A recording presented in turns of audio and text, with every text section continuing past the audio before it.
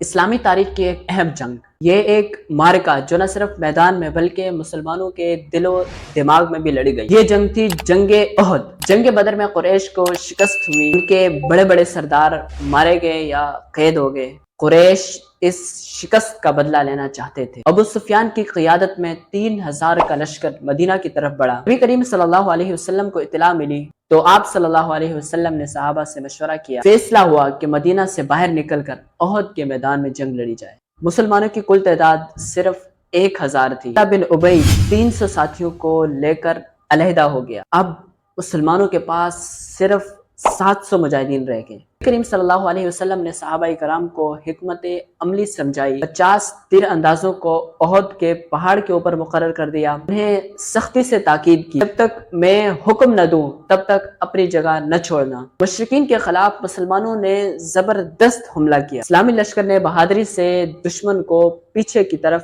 دھکیل دیا۔ مشرکین میدان چھوڑنے لگے۔ مسلمانوں کو لگنے لگا کہ اب تو فتح ہو گئی۔ یہاں پر جو غلطی مہنگی پڑی، پہاڑ پر موجود تیر اندازوں نے مال غنیمت کو دیکھا۔ صحابہ نے سوچا کہ جنگ تو ختم ہو چکی ہے۔ انہوں نے اپنی جگہ چھوڑ دی اور نیچے اتر گئے۔ یہ موقع خالد بن ولید نے ضائع نہیں ہونے دیا۔ وہ پہاڑ کے پیچھے سے حملہ آور ہوا۔ اب مسلمان اچانک دشمن کے گھیرے میں آ گئے۔ جنگ کا نقشہ ہی پلٹ گیا۔